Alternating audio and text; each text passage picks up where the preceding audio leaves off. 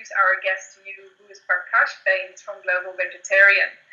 And, Parkash and myself met at a conference in California last year. And from the instance we met, is we just had so many things in common. She's just one of those people that I've met in my life that I feel I've known forever. And we still, you find out things that we have in common, like today, both our pets are named. I won't call his name because he's there in the background. But it's like even our pets have the same name. So we have so many common interests, and we share a life philosophy, if you like, and how we conduct ourselves every day, and I suppose the type of lifestyle we do strive for. So Parkash, you are very welcome. Thank you so much, Joanne. This is such a privilege and honor to be here. Thank you very much. Thank you very much. And Parkash has been, she has given such lovely feedback, and I suppose also how she resonated with the ebook that I wrote, and for this program as well. And I suppose that's why I invited Parkash to do the interview with us today, so she could also give you a little bit insight in how she takes her meds. And she has such a varied background and a very, very interesting personal story. And Parkash, I would love if you would share with our viewers here and our subscribers to this program, a little bit more about your personal story and how you use the meds on your journey. Well, I would be very much happy to do that, Joanne. But first of all, let me say how much I love the meds program and the meds ebook, and actually all of your programs. You guys are doing such wonderful work. You bring such wonderful energy to what you do, and the foundation of that is in service, and that is beautiful, because I truly believe in that myself. And the tools, not only the programs, but the tools within the programs. I love the DORE diaries, and in fact, I have them here. Wonderful tools. I've gone through majority of your fast track program and bits and pieces of PALS, but I do intend to also go through the PAL and the DPACR program, because I want to learn, particularly in the PAL, I want to learn how to maximize the effectiveness of the use of the tools, as well as the productivity and the communication, influence through communication aspects of your program. So it's really, really great. Now, going back to meds, as you were saying, it really resonates with me, because it's been a part of, throughout my life, actually, all of these things, the M, E, D, and S, at certain points in my life have all points of my life, but not necessarily in that framework, in that structure, but they've always been a flow in my life. And, but I want to actually rearrange them to paint a picture, to convey to you what it really means to me here. Okay. So for me, as much as I love the meds acronym, it's beautiful, but for me it's DEMS, and I'll tell you why. It's because energy is the key word in the meds program, right? Yeah. Your energy, and I love that, your energy. So D for diet, right? D fuels your energy. That's true. Right? E, exercise, activates your energy. M, meditation, it channels your energy. And then spiritual practice, I believe, then expands, vibrates, and what's the perfect word? Radiates your energy throughout your family, your friends, society, community, you know. So that's how I see meds, that energy flows in different ways throughout all of it. Yeah, that is such a beautiful way to look at it. And yes, you are right. You know, that is very much at the core of a lot of the programs that we design, and that is very beautifully put by yourself. And thank you very much for saying that as well, because that is even, I don't think something that we've even articulated, you know, in such a lovely packaged way. That is really lovely. Thank you very much. You're very welcome. You're very welcome. So, as far as sharing sort of my personal journey, I'll try to quickly go through that from you know, as I was growing up and to current day. I grew up in a fairly traditional Indian background. As far as, you know, meditation and spirituality are concerned, that that I received from my father. He was a very, I am Sikh. I grew up in a Sikh household, Sikh family, and my father was a very devout Sikh, very spiritual. You know, what was not a fundamentalist. It was very, very spiritual, and so a lot of that, those practices of prayer and kirtan and meditation and yoga, I took from him.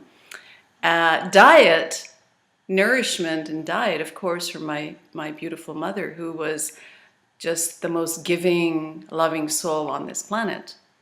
And so all to do with vegetarian. She mainly cooked vegetarian. I grew up in a predominantly vegetarian household, although we were not vegetarian. Only my parents were. And so, and then as the exercise, so that covers sort of where spirituality and meditation and those practices came into my life, and then the diet and understanding nourishment.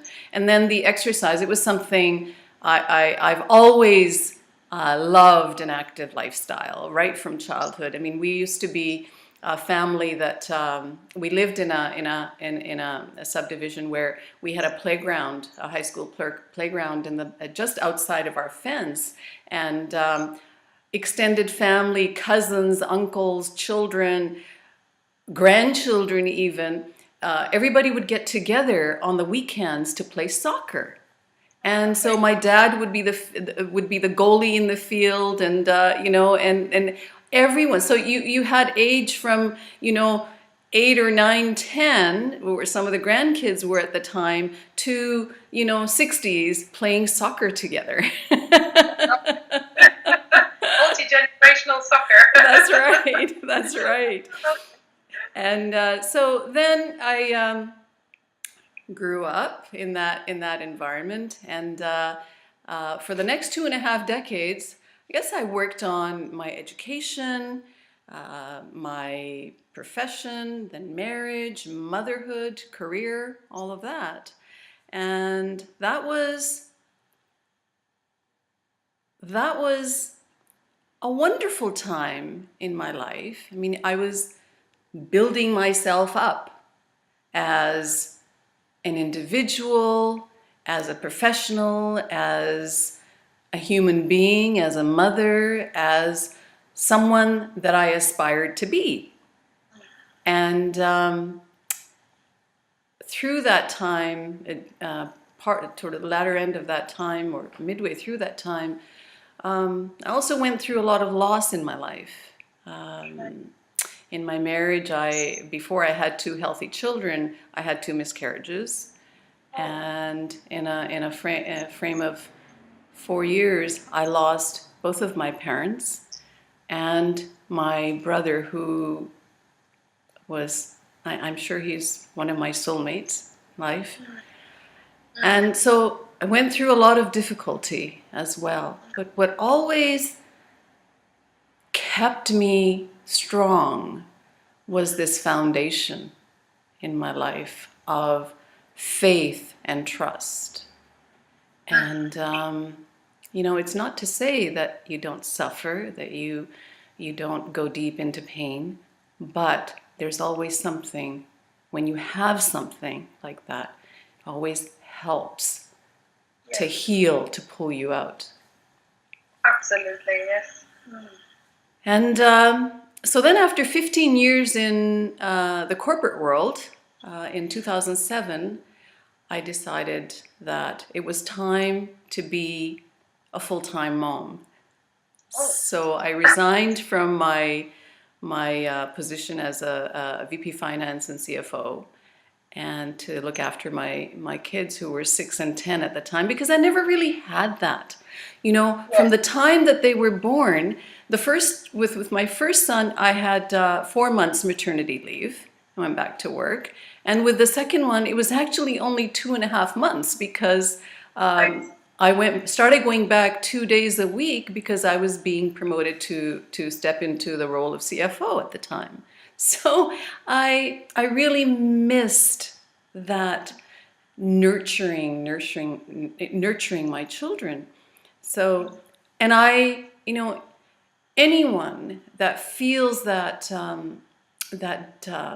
pull, that need to look after, to be a stay-home mom, it's the best job in the world.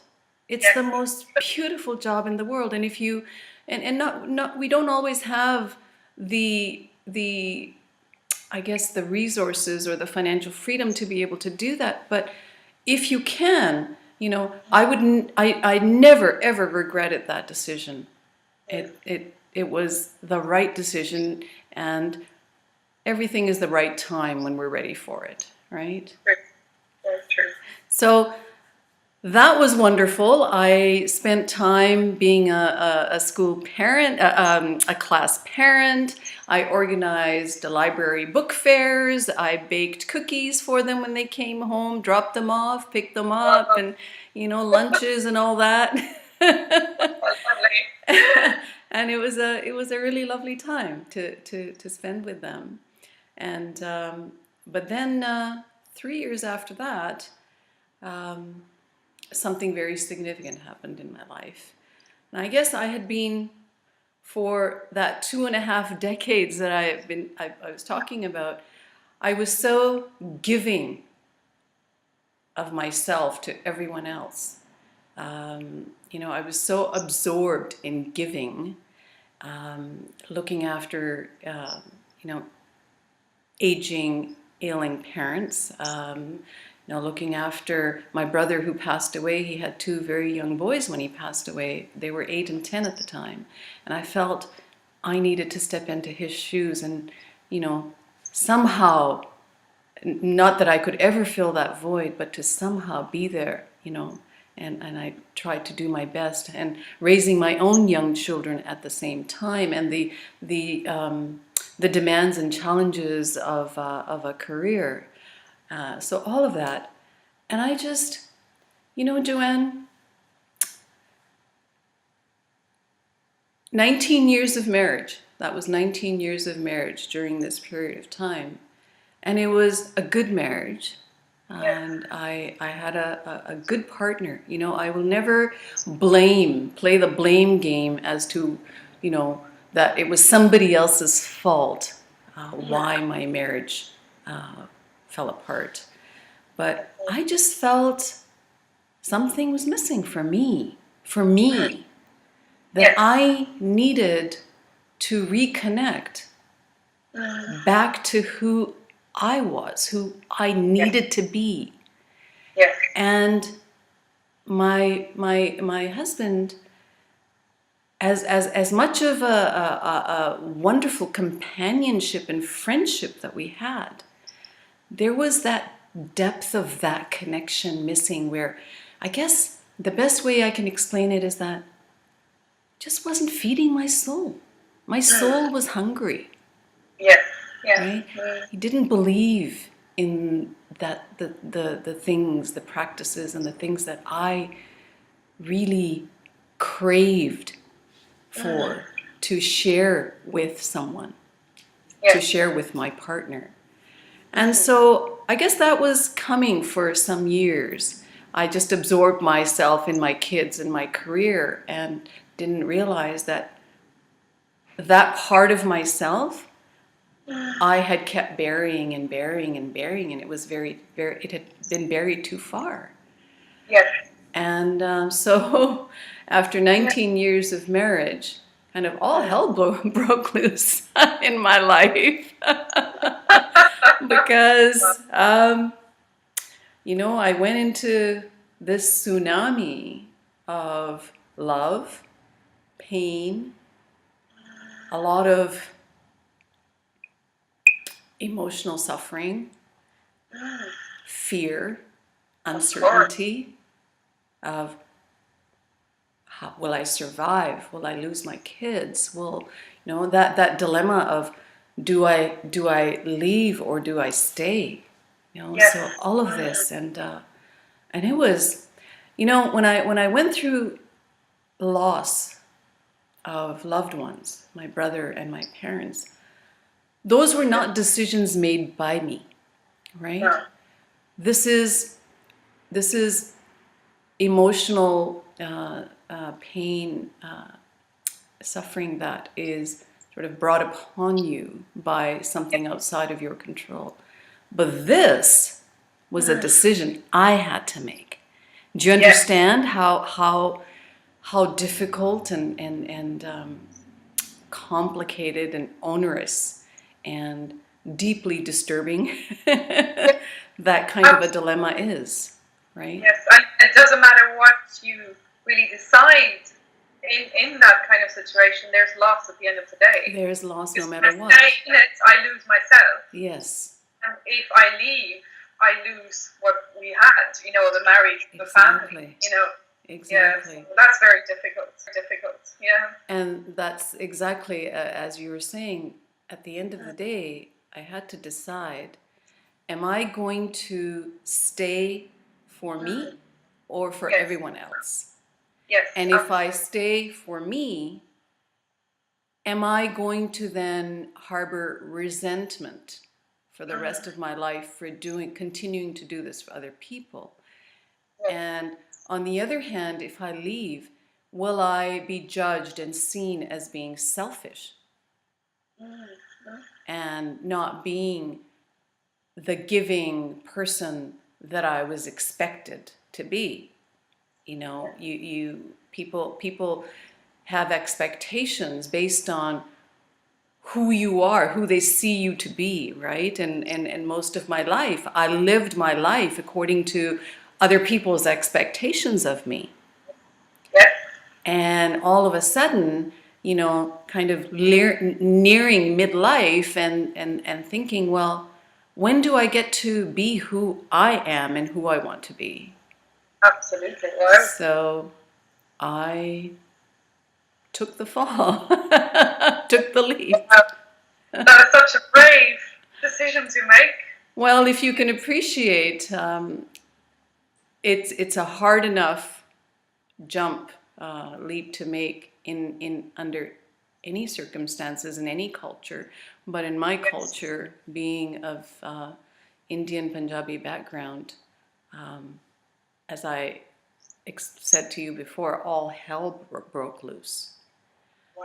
So I told my husband first, and in as much a compassionate way as I possibly could, that I cannot live a lie. I cannot live who I am not. I can't continue to be the person everyone needs me to be. And he loved me very much. I know that. But everyone loves and receives love and needs love in different ways, right? And so he didn't receive it very well.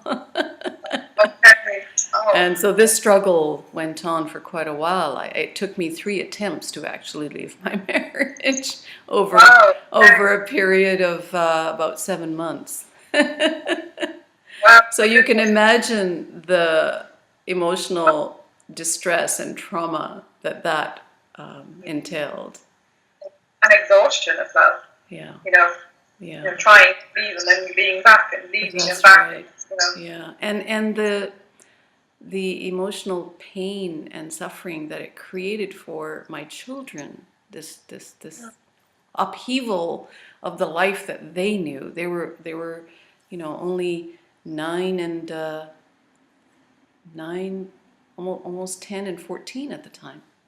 Oh, okay. So Yeah. it was a, difficult age for them. I mean, it's difficult age at any age for children to see their parents break up. Yeah, that's true. Yeah. But I think what helped me through all this, going back to meds, is the spiritual side of me. Okay. The spiritual part of me that had been embedded from a very young age. And so I would, go through all this pain and emotional distress, but then there would be moments where it would just this beautiful feeling would come over me that I surrender to you. I didn't ask for this, but I surrender to you, and I have faith, and I trust. And it's interesting. I tell you a little story about. I mean, this happened many times where your inner guidance, your inner knowing communicates with you, and without it, Joanne, I would not have survived this journey. I would not have. I was driving along. So this is just one of them. I was driving along, and I was bawling. As I was driving, I was bawling at the top of my lungs, because even though I had moved out of our matrimonial home, I had told my husband I would not rip the kids away from him. Yeah. I would not do that to him. So I left the kids in our matrimonial home. Okay. Wow. But then I would be going there every day. Yes. To look after the kids, to cook for everybody, to pick them up from school, drop them off to school. So one day I was coming back after picking them up, dropping them off, and feeding them and stuff, and that how my heart was so torn. Yes. In having to leave them, and I'm crying at the top, bawling, literally bawling at the top of my lungs while driving, and I don't recommend that to anybody. Yeah. No. And I'm sure drivers, probably looking like, what is going on with this woman? But as I'm bawling, I'm talking and saying, why? Why does this happen? Why has this happened to me? I didn't ask for this. Why did you do this to me? Okay. And the inner whispers, that higher message that just washes over you. No one talks to you, it just washes over you.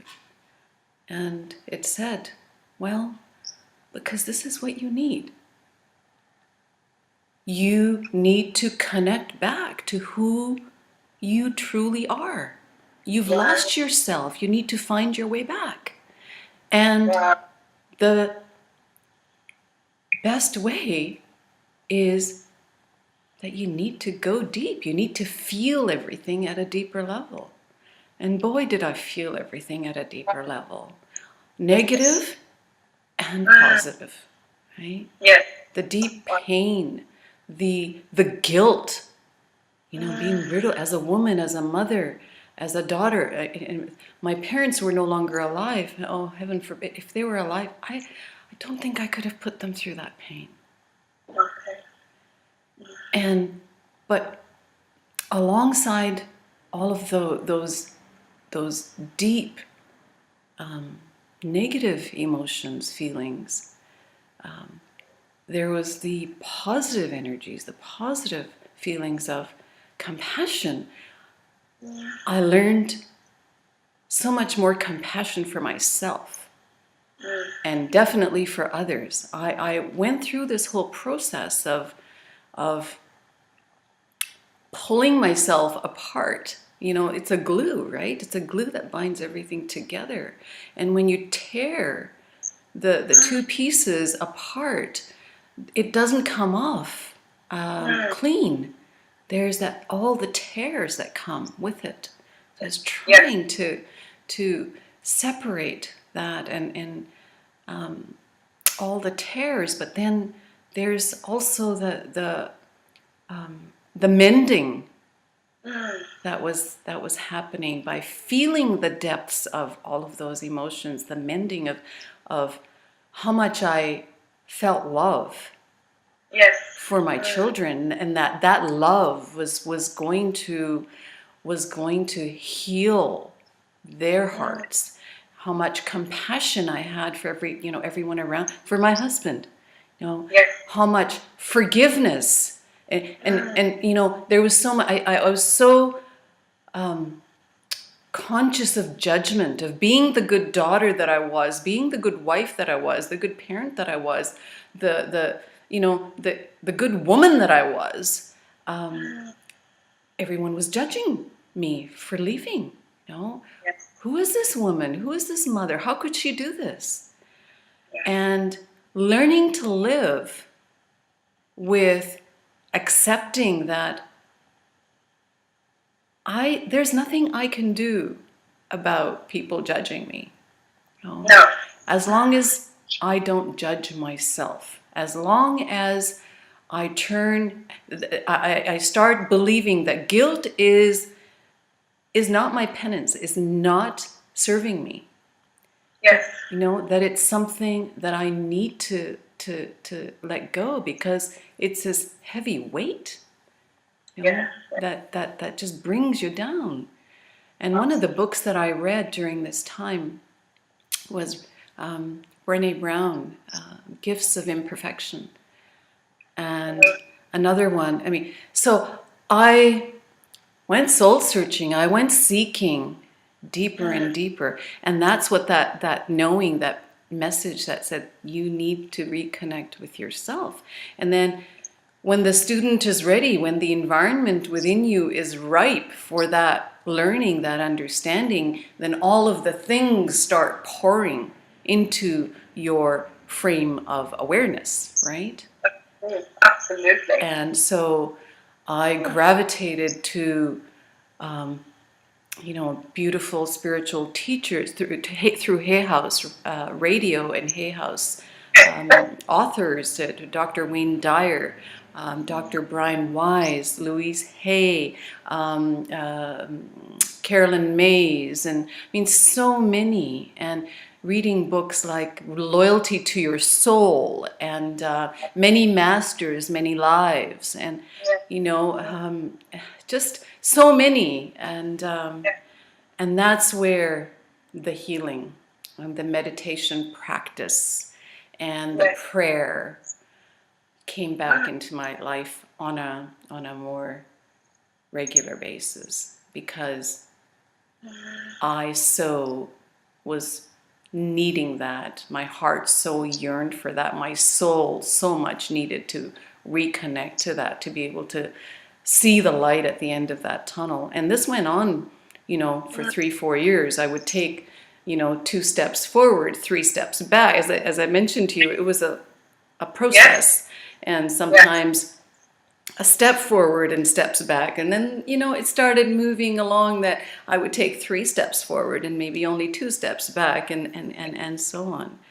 And it was that faith and trust, and then incorporating spiritual practices into my life again. There's so many lovely things about what you're saying that's really just kind of reaffirming a lot of things that I believe as well, and do like to teach as well, and try to live by as well, And I suppose, well, one of them is, this is something that I said in some of the videos throughout the program, is, how we need to learn how to put on our own mask first, like when the flight attendants go through the safety procedures on the airplane. Mothers, children, put your mask on first, otherwise right? You might not be there. Yes. And, your story just, I just love what you're saying, Parkash, because, for decades, for hundreds of years, women have been in that place of servitude, to their families, to their communities, to the greater good, at a cost of themselves. Yeah. And, us that keep doing that really just perpetuates that whole cycle again and again and again. That's right. And we teach people and we teach our children, what women's roles in families and society is, Yes. And I just love, what you're saying, and I hear the absolute pain and anguish of everything, the loss that you went through, but also the gain that you gain at the end of the day. But what I love to, in the middle of it all, is you've taught your sons such a beautiful lesson in how to listen to your own voice, despite of judgment, despite of things that are going on around, how family, friends, whoever might feel. It's like you still clung on to that inner voice and your inner guidance, and that is an invaluable lesson to pass on to your children. It is, despite of all the heartache in the middle of it all, right. You showed them your value. you found your own value and you passed it on to them, and that is incredible. Well, it's interesting you say that about the children and judgment, because that reminds me of a time where my 16-year-old, my older one, who is 21 now, but was 16 at the time, and we went through so much upheaval with. At the time, we were living in a different province in Canada, in Edmonton, and my husband decided he was just going to pick up the kids and come back to move to Vancouver, and I was actually, I had a contract. I was working at the time, and so I was going through a lot of anguish that, oh gosh, like he can't do that. We had this understanding that we would look after the children's schooling and move them according to their needs. But anyway, so my older son, who, they had been under the influence of him and his family, that, mom is completely out to lunch, she's wrong. And this this image that was painted in their minds, in their heads, it wasn't that mom left the marriage, that Parkash left the marriage. It was that mom left us. Yes. Okay. Right. And the families saying that, and so they were really brainwashed into that way of thinking. But the interesting thing is that, so when he decided he was going to move back, my older son, he was in grade 11 at the time, he didn't want to go partway through. He wanted to actually finish his grade 12, and that was the plan, that then he could, and the younger one would grade 8, and that he could start high school back in Vancouver. I mean, ultimately, I wanted to move back to Vancouver as well, because that's where everything was. Yes. But, so he decided, I'm not going. And that's when he and I rebuilt our bond, because he moved in with me.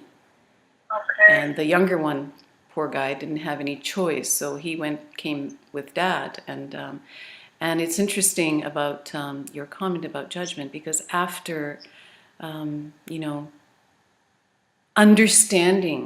to understand more of me, my son, he was going through some difficulty with, family and judgment, and a relationship that he was getting into at school and all of that.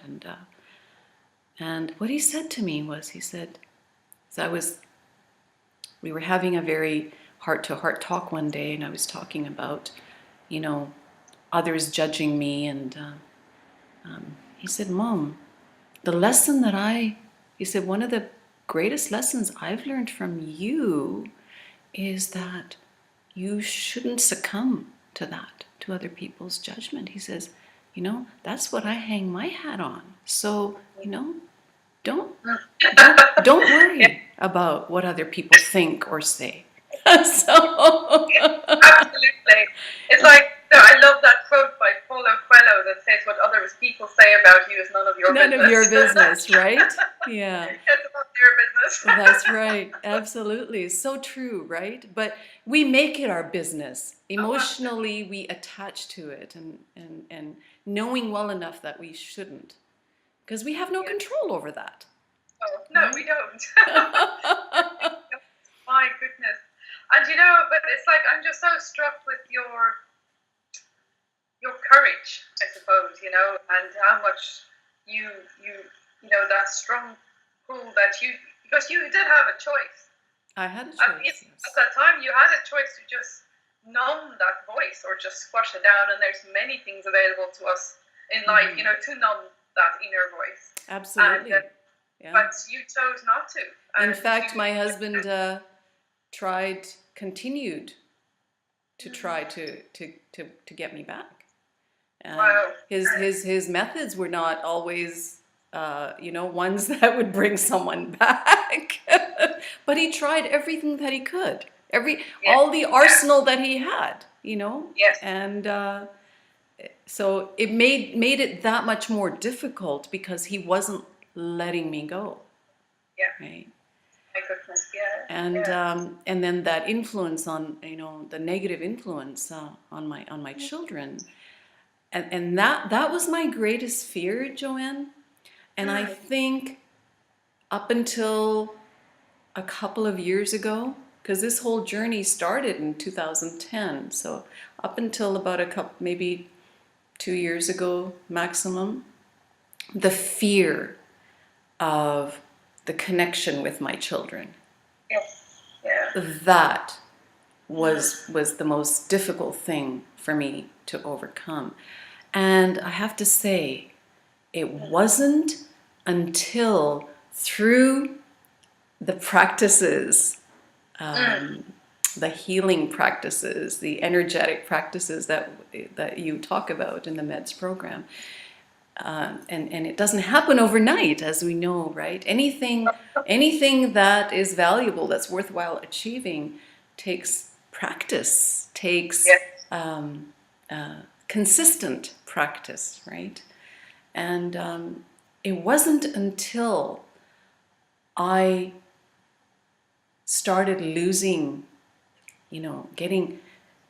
removing that cloak of fear that was constraining, and it's energy again, right? So this fear was emitting a certain kind of energy where I was afraid that my children wouldn't be, even after we moved back in the same town, and we're only 5 minutes, we strategically chose to live in a place where the children could, come and go freely and not impose any rigid schedules of parenting on them.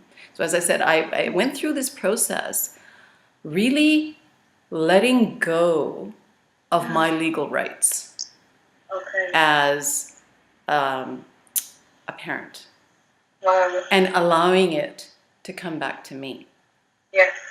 And I can tell you this now because it worked, but at the time, it was a struggle. It was my inner knowing that was guiding me. It was not, if it was my ego, if it was my mind that I allowed to take charge of this, my life now, my relationships now would be very, very different.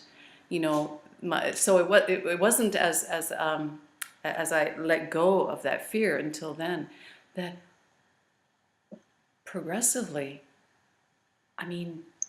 my children, the relationship, I've been told by them what a rock I have been in their life.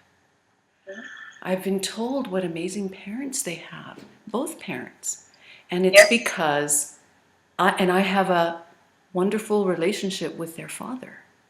Yes. In spite of all of that. Yes. We can talk to each other. We can celebrate the children's events together. We can even, if necessary, go for dinner together to talk about things. Yes. So that doesn't happen, if we are, doing this. So letting go of that fear, as I was saying, was the greatest healing was the greatest victory that I was able to achieve. My goodness. Because fear is so paralyzing. Oh, absolutely. Yeah. Yeah. Yeah. You know, so I'm wondering, it's like, I know a lot of your journey is, and what you love to do as well, is about teaching people how to live a healthy and full life. And a lot of that teaching involves food. So I'm wondering, where did that come into the story? How did your physical, because I'm putting puzzle pieces together here. So I'm wondering, what was the physical toll or the physical impact of that journey of the what you experienced? Oh my on goodness. your body, and how did you recover? I'm wondering all of these things. Yeah. Well, that's a whole different story. um, you know, our emotions, our mental stress, our emotional stress, and the the wounding of our spirit, all of that takes its toll on our body, right? Oh, Especially if it's over a prolonged period of time. And so what I found started happening to me was after about a year, or actually within the first year, I became after leaving, I became depressed. Actually, even over that 6-month period when I was trying to leave, and then extending out into after leaving, I became very depressed. And I went to therapy, and for a year I actually had to take some pharmaceutical meds for that, to support myself to come out of it. And but it really took a toll on my body, all of that negative stress, that negative energy, I guess. Even holding so much fear in your body Yeah. can have such an impact on our health. Yeah. And so it manifested through my body into all kinds of ailments. And at the time, I didn't really understand that, but it started sort of painting a picture. So over a period of 3-4 years, I went through having back pains, very, very chronic, severe back pains, knee joint pains. I had frozen, if you can believe this, I had frozen shoulder, one after the other. So all the weight, my naturopath, my spiritual healer guide, she's so many things, said it's all the weight you were carrying on your shoulders of the world, of everything. And that took close to 2 years per shoulder, actually. I lost range of motion, 90% range of motion after, for the first one when it got to its peak, and then it starts sort of, thawing out. And then the second one, because I was compensating with the other arm. But anyways, with that, I had stomach.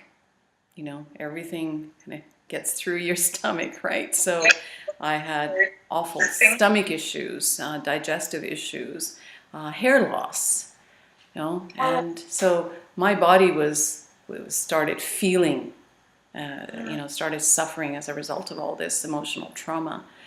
And I guess because I had the upbringing, some knowledge of diet and spirituality, and we've already talked about the spirituality, but now particularly diet.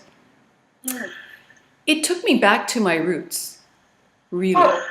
All of this stuff that was happening, and I didn't want to resort to being dependent on drugs. I've always tried not to do that. I mean, there are times where you have to, and I certainly don't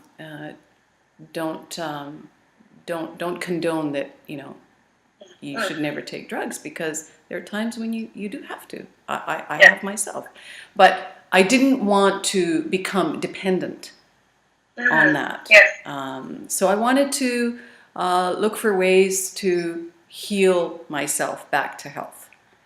And so going back to my roots, both Andre and I became obsessed with acquiring knowledge about certain foods and the effects that they have on the body. So, reading books and research and podcasts and, everything. I just kind of threw myself into that. And there is so much information. Should we choose to look for it?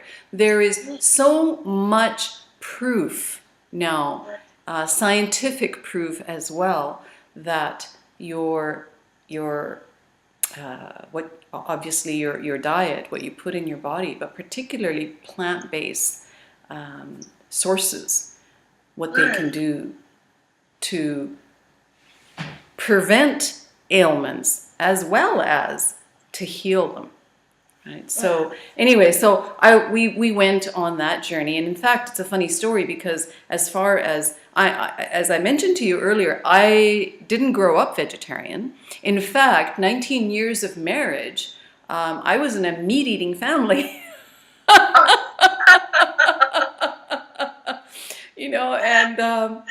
And it's interesting because it's after I left my marriage that I became vegetarian. Oh, okay. It again, all sort of getting back to myself. Yes. And so the interesting story being that I had to, in 2000, so about 6 years ago, I had to go to India by myself for some, it was not a pleasant trip. It was to do with my parents' estate and issues regarding school that my dad had started out for the poor, and so anyways, I had to go and look after some issues relating to that. And interestingly enough, I came back. I traveled back on New Year's. I was traveling during New Year's Eve and came back on New Year's Day. Andre picked me up. And as we were driving home, I said to him, I said, sweetie, I just want to share something with you, that a certain change has happened to me during this trip. And he was very intrigued. Yeah? Oh, what? What was that? I said, well, I became a vegetarian.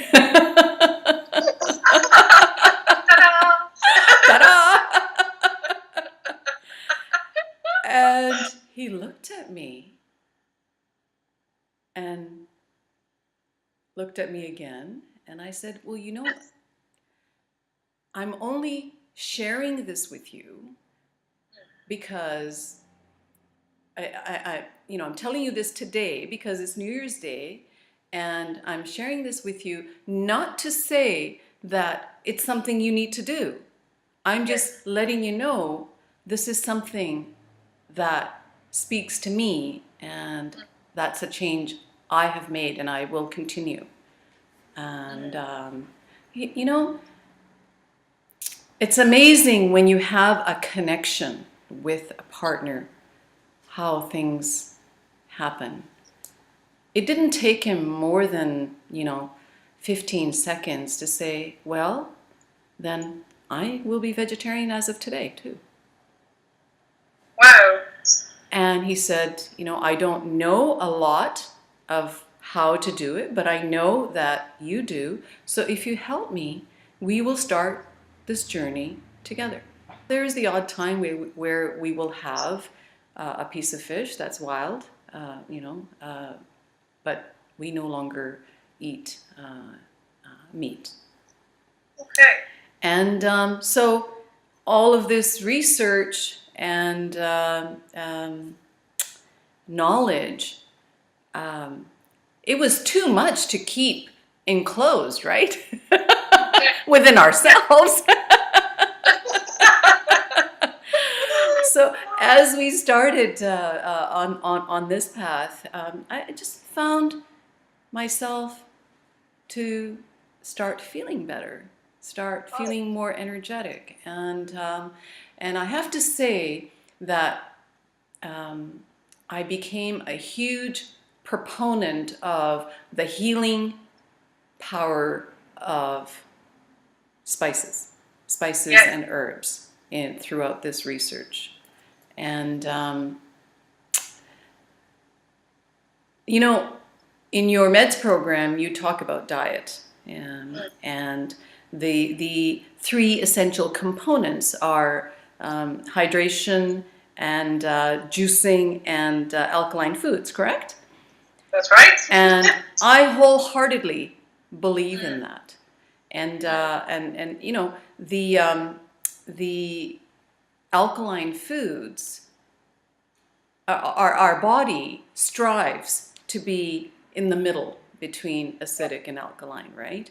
But unfortunately, what's happened, North American and also, you know, European consumption of foods is heavily concentrated on acidic foods. And you very well know that the most highly acidic foods that we consume, the majority of in our diet, are meats, dairy, and some grains and sugar, right? So instead of being in balance, a pH balance level, can our bodies manage if we're doing this? Probably instead of a 50-50, we're probably doing an 80-20, right, in favor of the acidic foods. That's true. So Yeah. that knowledge, that information and knowledge, and applying that is really, really important, because we can heal our bodies. We can grow old gracefully, without ailments, without disease. That's where prevention lies. So Absolutely. these sort of foods, this kind of a regimen, is not only preventative, but also healing. And Yes. that's how I was able to heal my body back to where I am now. Yes, my goodness. You know, and what you're saying there around even the acidity of food, a while back, what is the book's name now? It's by one of these small books by Stuart Wilde. Mm-hmm. I think it's called The Force. Mm-hmm. And he talks there about acidity versus alkalinity. But not just in food, he talks about acidic emotions. Oh, type yes. of emotions, you know, acidic colors versus alkaline type of colors. Wow. And it's amazing. It's like, you know, even on an energetic level, Right. you know, that we need to maintain that balance. And, you know, I'm just even piecing together, you know, with the story that you told of your own journey and where you've come from, how acidic that environment was in many ways, you know, from people's toxic emotions. Yeah. Yes. And, you know, Absolutely. how taxing that must have been for you physically, energetically, emotionally, you know, on so many different levels. Yeah. Yeah. And you feel that your food and but, you know, even more important than that, what I do here in that is, like, once again, you listen to your own inner guidance. Yes. And when you came home and said, I'm vegetarian now, you listen to your body and you listen to your own inner voice. Like, this is what I need to do to heal and to become well again. Well, this whole journey, what it did for me was a self-awakening.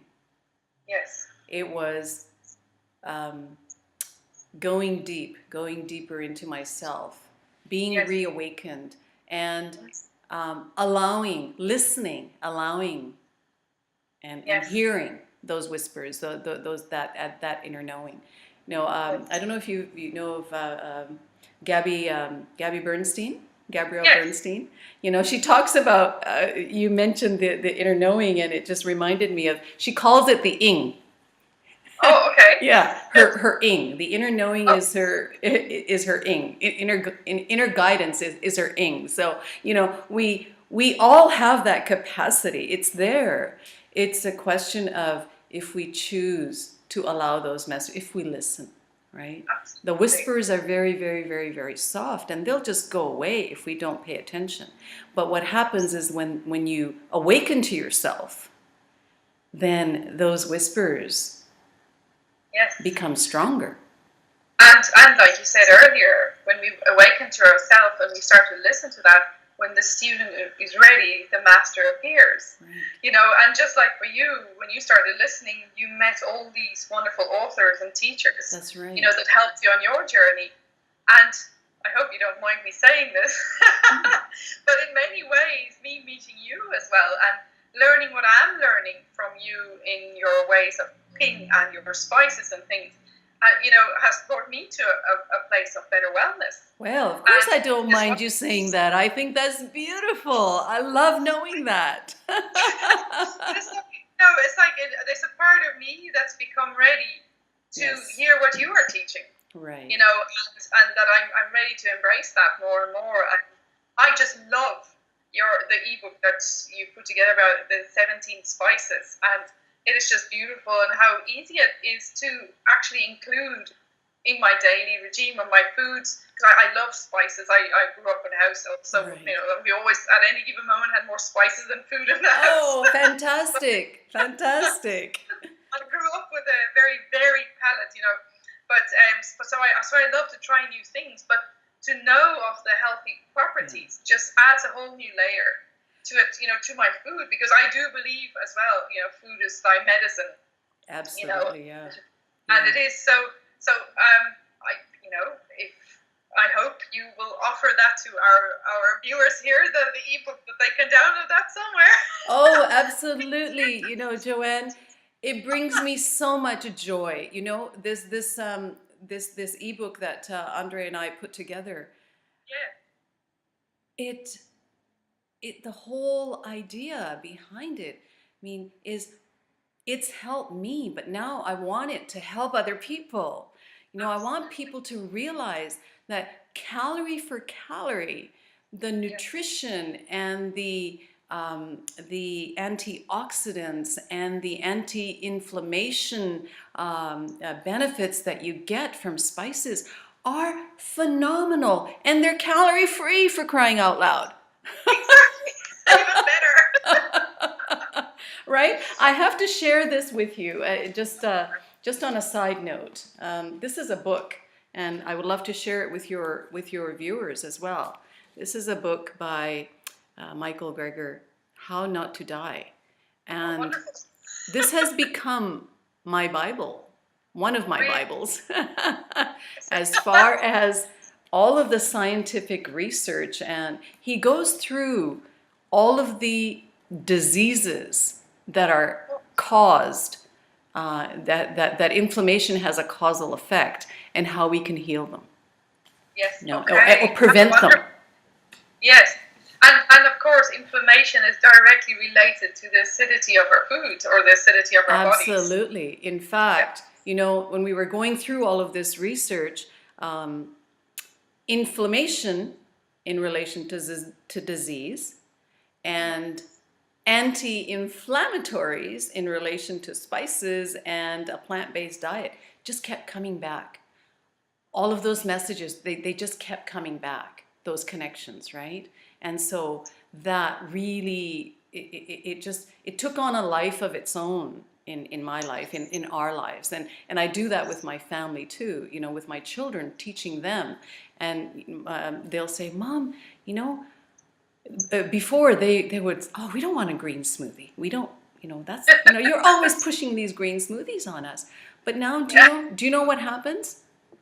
Every morning, here's my green smoothie.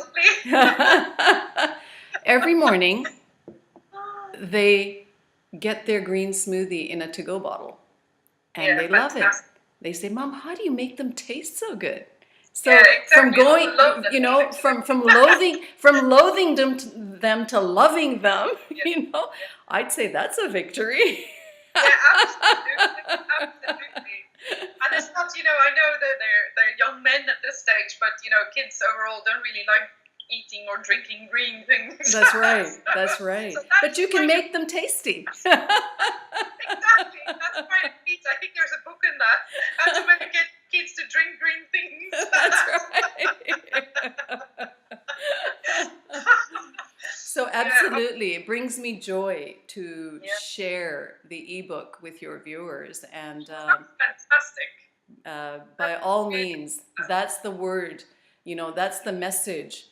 Very passionate about spreading that message, that knowledge that we And it's also control. what I found about it when I first read it is it is such a, even though I'm quite adventurous with my food, as I said, I just found it was such an easy way to start introducing things to your food. It's just things that you can add to your food. Yes. That is starting to give it a more or healthier properties. Absolutely. It's not about it's just making a small step. It's like the whole journey starts with a single step. Absolutely. But it's like making a small step to later on maybe changing your diet or excluding or including different things. But this is just adding a little bit of flavor. Really, absolutely, and one change at a time. It's Yeah. as you say, you can do it in steps. But even if you change one thing Yes. in your life and it becomes part of the structure of your life, that's a Absolutely. win, right? Oh, definitely. Yeah. Definitely. Yeah, and there is the ripple effect. There's the ripple effect for sure. Yeah. The small change, yeah. Yeah. And also, I hope you don't mind me saying this as well. I'm jumping all these surprises on you. Well, they're good surprises, I think. I would love to share with the viewers as well that you are about to launch your new cooking program, which is all about vegetarian Indian cooking. Since we're talking about spices. The spice-inspired kitchen from Parkash's Spice House. So, I do hope they hook up, sign up to your newsletter and stay in contact with you so they can get more information about that. Because yes, we're very, very excited about bringing this to the people, to sharing it, to offering it available for sale soon. It is a healthy Indian vegetarian cuisine 101. I've been lucky enough to see some of the videos, and you put so much joy and love into the whole process. It was just a joy to watch, and I couldn't wait to wake up with myself. So it is just lovely. Thank you. Thank you. What we've tried to. Congratulations on that. And, thank you so much, Joanne.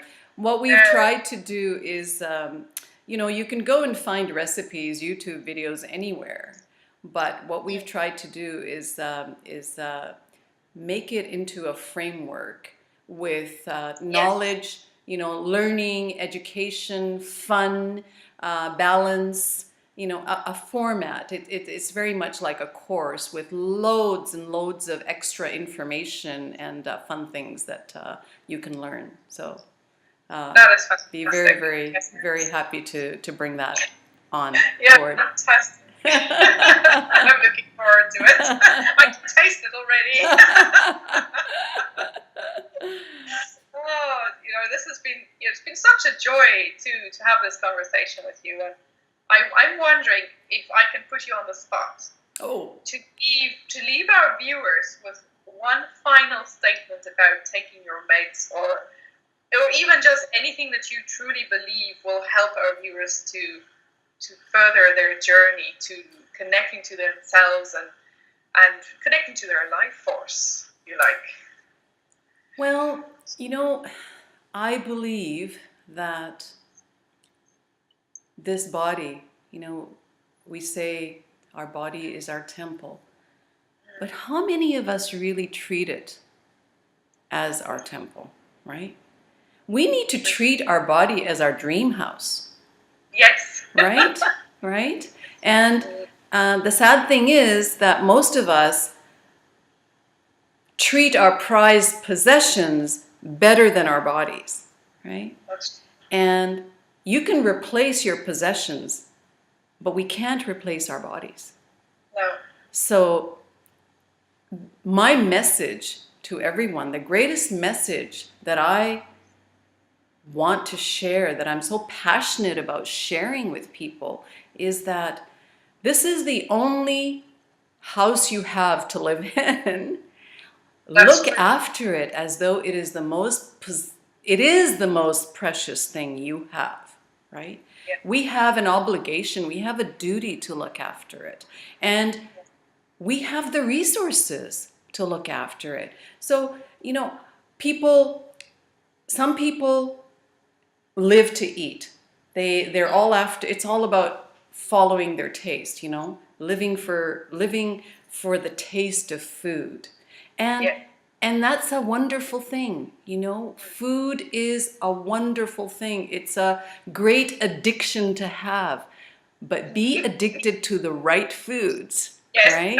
Because spices and plant-based foods, they do give you lots and lots and lots and lots of flavor. They do add so much to what your palate likes and needs, right? So it makes food very, very flavorful. So don't live to eat. In fact, don't even just eat to live. Some people say, oh, you only need to eat to live. Yes. My message is for everyone, eat to thrive. Yes. That's what we should be aiming for. Because I love that. I want to step into aging gracefully. I Absolutely. don't Yes. want my body to be riddled with ailments as I grow old. I want to be, you know, hiking into my 80s and 90s, if you will. And you are such a beautiful testament. I have to say, I don't know if you want to share, but you are such a beautiful testament to really how, thank you. you know, looking after your temple and treating your body as your most precious possession that you have is just, you just glowing with life and energy, and you know, and it's just beautiful. And Thank you you know, so much. I don't know if you would like to share your secrets. Oh boy, and because I love to share them, they're not secrets. Exactly.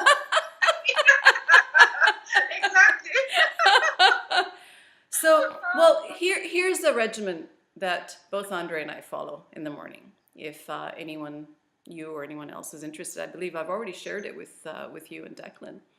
But every morning we drink it's golden milk, but I call it our golden elixir, because Yes. that's what it really is a super potion. Yes, absolutely. And the secret ingredients are so what we do is in a cup put in a quarter to half a teaspoon of good quality turmeric powder, and a dash of pepper, black pepper, and I'll tell you why you need the black pepper. Half a teaspoon to a teaspoon of a healthy oil. We use cold pressed flaxseed oil. You can use avocado oil, almond oil. So turmeric, a dash of fresh ground black pepper. We put in a dash of Ceylon cinnamon. We put in a dash of ground ginger and a pinch of saffron. Oh, lovely. And of course the little bit of oil, and I add a little bit of honey. So you can add a half a teaspoon of honey to just make it tasty. And all of that, then pour a hot cup of milk, nut milk or dairy milk, whatever milk you like. Put that into it. We happen to drink it with almond milk, and stir it up and enjoy this for nourishing your body at a cellular level. Yes. To start your day.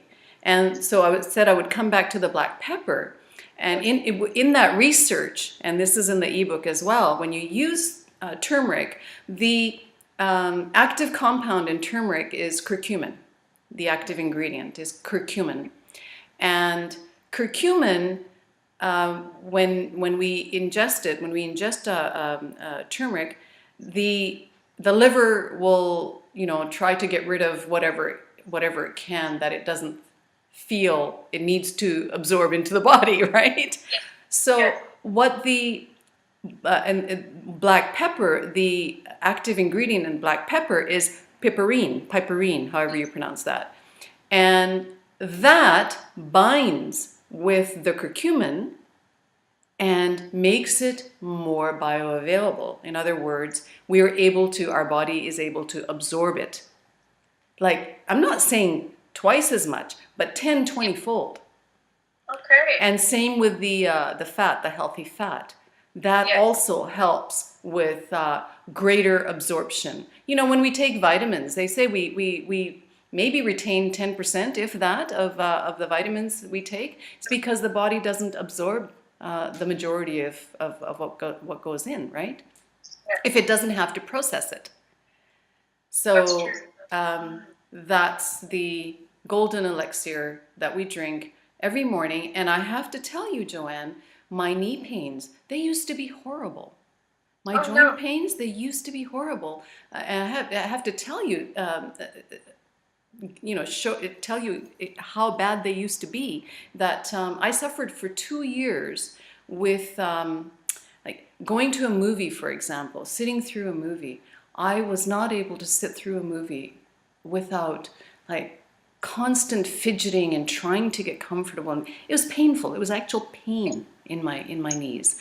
Or waking up in the middle of the night as a result of the pain in my knees. So it was when I was still. It had nothing to do with activity. I could go for a 5-10K run and not feel the pain in my knees. So it wasn't as a result of being active. It was actually as a result of being still that I was feeling those pains.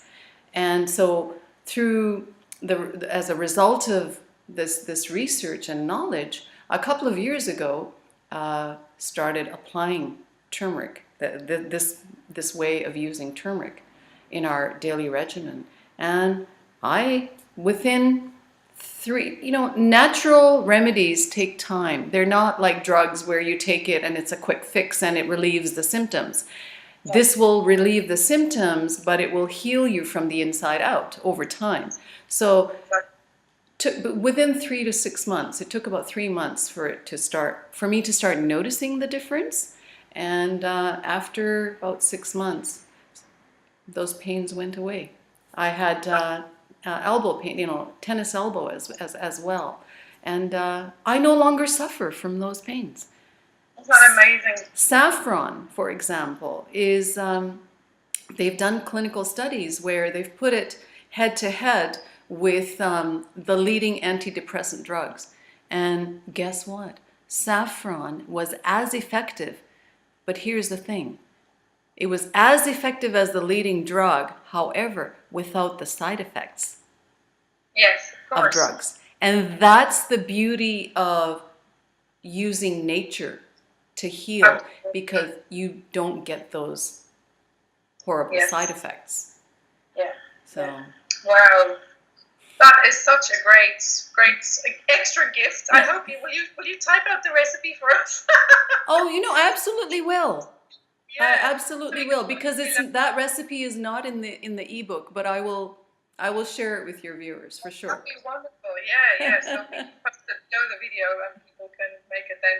Parkash, this has been such a joy. I just loved the this conversation with you and learning more about your story and also your story of recovery and moving towards health. And you're just such a beautiful soul, and I thank you for honoring your own voice and your own guidance and shining your light in this world, because that just gives your sons, it gives everybody else permission to shine their own. So thank you so much.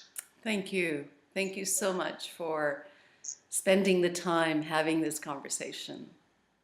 It's been an absolute pleasure and honor.